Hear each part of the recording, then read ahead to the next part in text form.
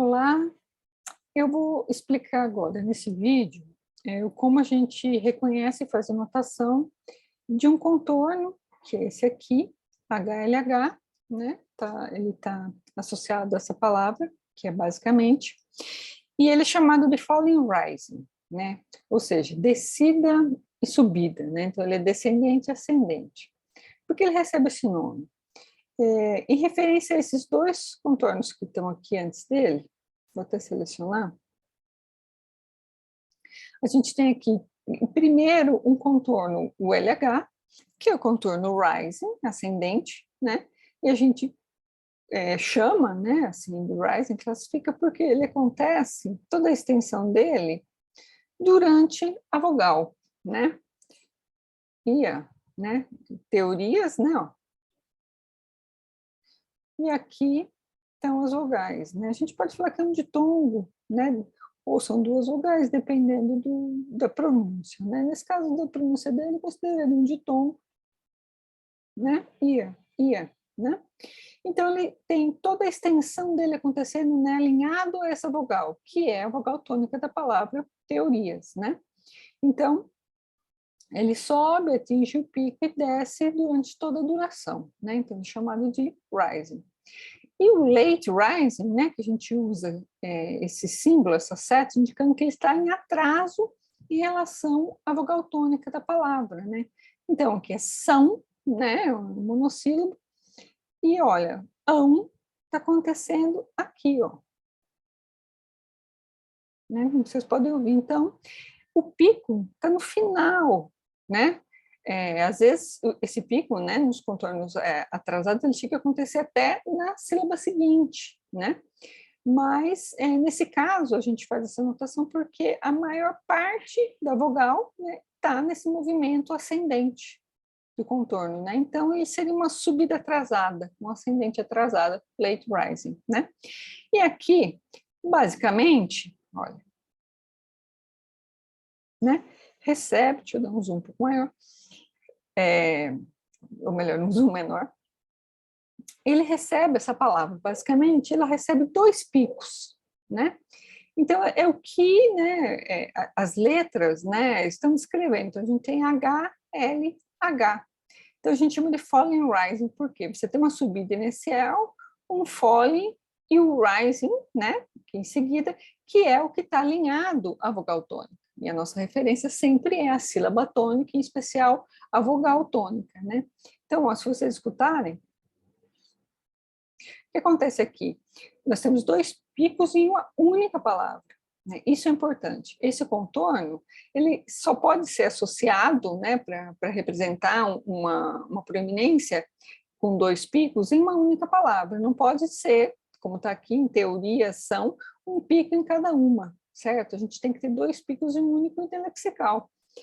Isso só acontece, né, só é possível acontecer em palavras que têm muitas sílabas, né? Que são mais extensas. Então, a gente tem aí espaço, né, para a gente subir a frequência, baixar e subir novamente, né? Então, aqui, basicamente, tem 5 sílabas. Então, a característica é sempre a mesma. A gente tem um pico na primeira vogal, né, da palavra, na vogal da primeira sílaba, e aqui seria no ba, né? Aqui tem um pouquinho de B, deixa eu dar um zoom, tá mais fácil. A gente vê, né? O A está aqui, né? O pico está aqui, né? Então, ó. E depois na tônica, que é o em, né? A vogal nasalizada aqui. E ela acontece aqui, né? A gente percebe um pouquinho do uma, né? Ainda mais aqui, a gente pode ver, se a gente colocar até os formantes das vogais, a gente vê certinho aqui, né? Podia ser um pouquinho mais para cá, né? Esse início aqui. Aqui, né? Tá? Então, o que acontece? Tem mais uma coisa importante, uma característica aqui, que é esse segundo pico, que é o que se alinha à vogal tônica, ele está em atraso também, né? Então, vejam, a porção mais alta está aqui no fim dela, bem parecida, né, com o que a gente tem aqui em são, né? Uma proporção um pouco menor, porque a duração é mais curta, mas a gente vê, ó, ela está subindo, né? Assim como aqui no ão, né? Ela está subindo. Então, o primeiro pico na primeira sílaba, na vogal da primeira sílaba, alinhado ao pico dela, como se fosse um LH, e o segundo alinhado à tônica em atraso, como se fosse um LH em atraso, né? Então, o contorno é esse, né? É tudo isso, né? A primeira subida, essa descida, esse fole, e a segunda subida, né? Um outro dado interessante é que quase sempre o primeiro pico é mais alto, né? Mesmo que a gente não confunda qual que é a sílaba tônica da palavra, né? A gente tem aqui um pouco mais agudo, vocês podem ouvir. Né? Então, essa é a tendência em palavras com um grande número de sílabas, 4 ou mais sílabas, né? De acontecer isso, um pico na primeira e depois na tônica, né? Como se fosse uma proeminência secundária, né? A gente tem essa tendência, e pode estar relacionada, né, ao ritmo da fala, né? O fato da gente ter que ter sucessivas, né, subidas e descidas, né, entoacionais para acompanhar o ritmo da fala, e não necessariamente ser um acento secundário. Tá? Isso é uma discussão que a gente pode ter mais adiante no nosso tutorial, ok? Bom, para ter um panorama geral, né, aqui nessa palavra, nesse enunciado, vou tocar para vocês, né? Então, a gente tem aqui novamente, né, um late rising, né, vocês podem ver aqui, or, né, tá até aqui, mais ou menos, né? Está em atraso também. E aí depois uma fronteira final baixa.